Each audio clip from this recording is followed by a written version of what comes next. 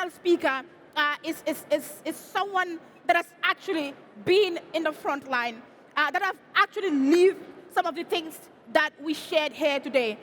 We have a mayor that is joining us here today, Mayor Oleksandr, who is the mayor of Mykolaiv, a frontline city in Ukraine that actually have over 470 residents. He has actually been working in the space to actually defend his city against Russian forces, rejecting surrender, and coordinating military logistics, as well as rebuilding water infrastructure and managing international recovery partnership for his city and for his country, Ukraine. Mayor Oleksandr, please join us on stage.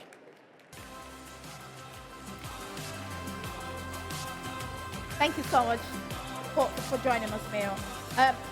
We've actually heard from our keynote speaker, Agnes, sharing some really shocking numbers and also situations around the world in terms of the conflicts that are happening in Ukraine, in Sudan, and so many other parts. And also our previous speakers shared what is happening. And in terms of Ukraine, we have over 236,000 residential buildings that have been destroyed and over 13,000 civilians killed.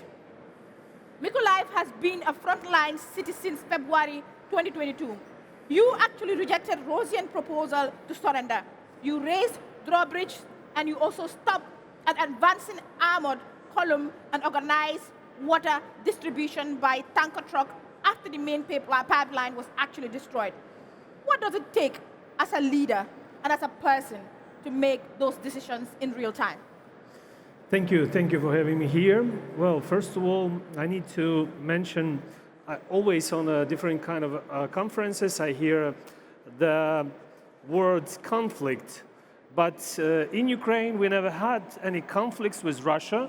It's just an invasion. So we were a peaceful country having dance festivals, fairy tales, and different kind of interesting things. We developed the biggest airplane, which was destroyed by Russians.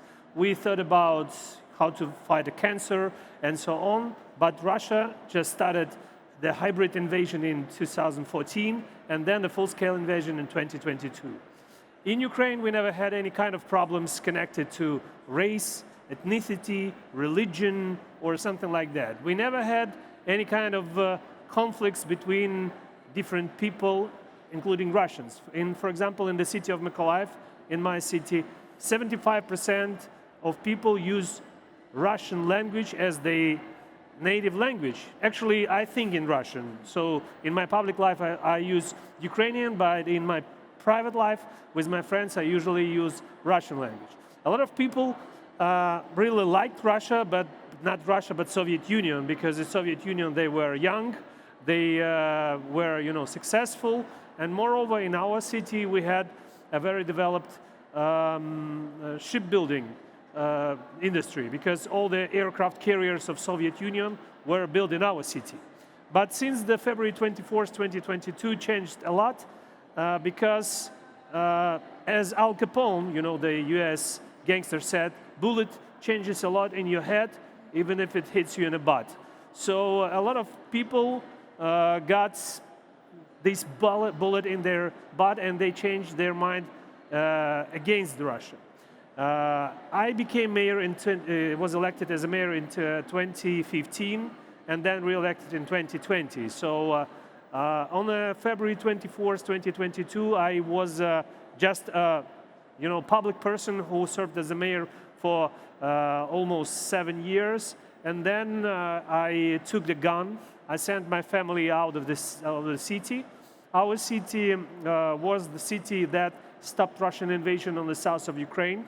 Russians in 3 days occupied the territory to the city, and we became part of the resistance. Actually, the military personnel told us where to build the trenches, to fortifications, and we started to be a part of like a like a build construction unit of the military personnel.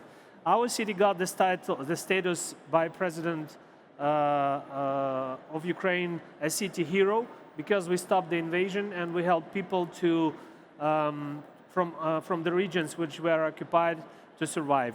Actually, our city was surrounded by Russian troops, and thanks to our military personnel, we had a chance to fight back and push them behind the river of Dnipro, because that was the biggest river which they can't cross even now. But as for responsibility, in case of war, you as a mayor, you deliver responsibility not only like for people's life, but for the real people's life, because it's not only wars, but it's real things that can, any kind of mistake can be finished with a lot of casualties.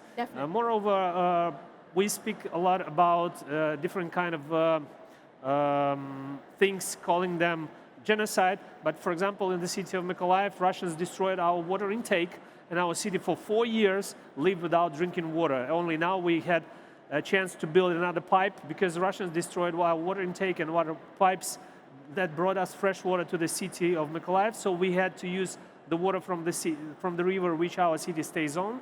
But because of the closeness to the Black Sea, that water is salty, and we had to drill like 260 boreholes around the city, providing people with drinking water, cleaning it with the osmosis cleaning system. Can you imagine 500,000 city on the south of Ukraine, with the temperatures up to 45 degrees in summer and minus 20 on the winter? We have to go every day or once in 2 days, bringing like 2 5-liter bottles with the drinking water back home to your home. And especially that's not very good when you have a blackout and your elevators don't work. Yeah, that made us kind of healthy, but it's not the thing that you want to do. Definitely. Mayor Oleksandr, you are definitely right.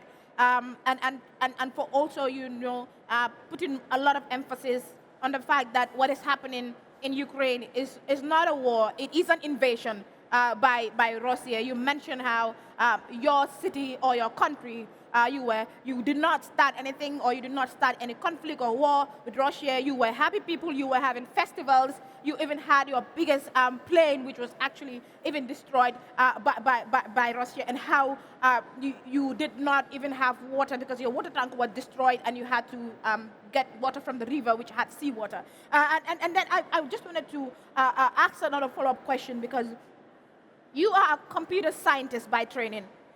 Your master's was in intelligent decision-making systems, and you actually even build software companies before entering politics. How does that technical background shape the way you manage the city under wartime conditions, from drone procurement to crisis logistics to the UN for Mykolaiv recovery master plan? Well, first of all, any city, all the cities can be reviewed as the big system, and we decided to create a digital twin of our city in, I think, 2016. So we started to build our master plan, putting the layers with different kind of information, like pipes, pumps, and heating stations. And even in 2022, we started to develop the layer with all the destructions. So all the destroyed buildings with the information about losses, how much it cost, and so on. So we, by the end of the 2022, we were able to count the amount of losses for the city.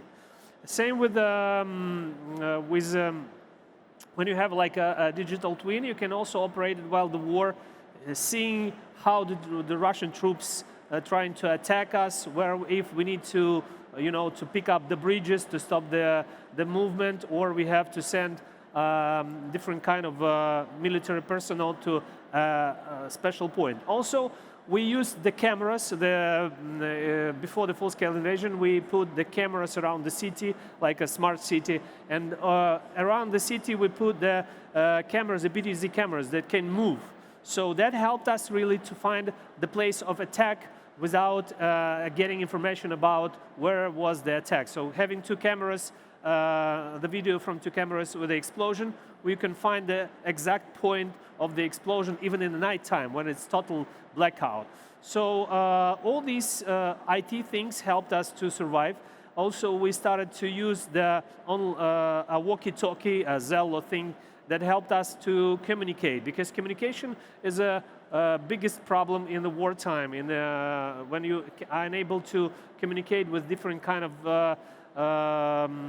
enterprises like water supply, heating supply. After the explosion, you have to send people to close the natural gas, to clean the territory, to save people. So together with different kind of our city services and different kind of military services, we have to be in the same, in the same information block. So that really helped us to manage the city and even plan the future of the city. Now we are part of the UN for Ukrainian Cities program, together with United Nations Economic Commission for Europe, City of Mykolaiv and City of Kharkiv. We are creating master plan that the main idea is to how to recover the city in future. A lot of people asking, you are for the fourth year in times of war. Isn't it too early to think about the recovery, about the peace? But not, it is the time, because after the war we will use this work as a base. Moreover, we think not how to recover what it was built before, but how to build back better, even build forward. You can review war not only as a disaster, but also as a chance to rethink the existence of the city, of its future. And that's why we became this part of this pilot project, and together with Italian company OneWorks Foundation and other companies, we are thinking about and building our master plan for the future recovery. Thank you so much, Mayor Oleksandr, for sharing that. So indeed, your background has actually played a significant role in supporting your city to build its defense and also a resilience, and also working towards the future of rebuilding the city as well. I will definitely come back to you because I have additional questions, but I also wanted to open the floor again to our audience. If anyone has a question or a contribution to the discussion, you can raise your hands and I will give you the mic to share, and then I'll come back to Mayor Oleksandr. So does anyone has anything to share to the discussion or question for Mayor?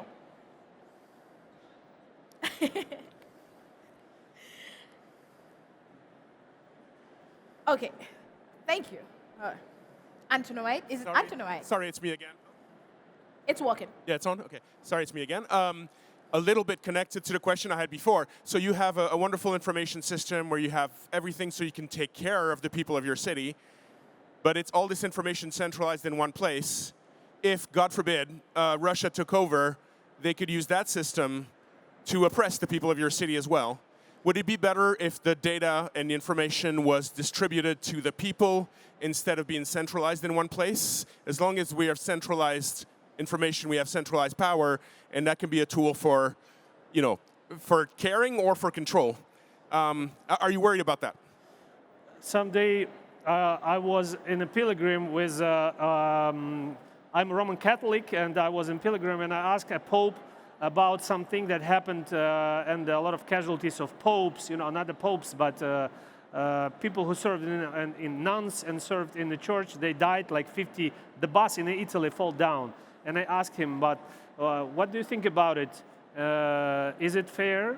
And he said, you don't need to think about it, because you can't even think about, eternity. You just need to accept it.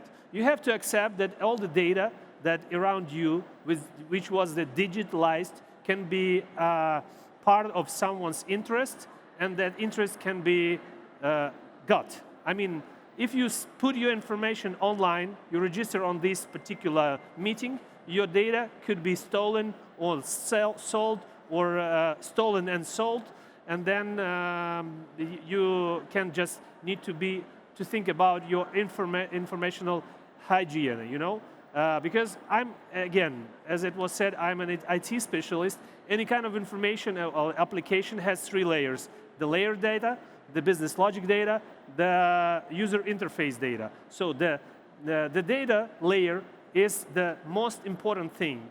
And as for the city of Mykolaiv, we built our data center in a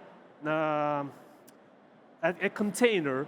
It's like a sea container, and all the data is there. We bought a container from Huawei company, equipped with a different thing, but put all the thing inside of it, not the Huawei, because it's not allowed in Ukraine to use the Chinese technologies. So all the data is European, but the whole container is from China, so you can put it and bring it to the Europe in case of invasion of Russia. So we were ready to move all the data connected to the city, including the digital twin, to out of the city in the case of invasion. Thank you so much, Mayor Oleksandr. I will come back and is Anthony White. Anthony Wine, thank you so much for that question. Mayor Oleksandr, and also for your response and really sharing what the city is doing, especially on the issue of information systems. This will probably be my last question for you. You are Ukraine's sole representative on the Global Covenant of Mayors Board, representing all of Eastern Europe and Central Asia. Mykolaiv was selected as a model pilot city for post-war urban recovery. What message do you bring from the front line to forums like Change Now, and what accountability and recovery actually require? Not in theory, but actually in practice. First of all, when you think about future, you can talk about decarbonization, the green transition, and so on. But then some rockets will destroy your wind turbines or drones, which is even cheaper.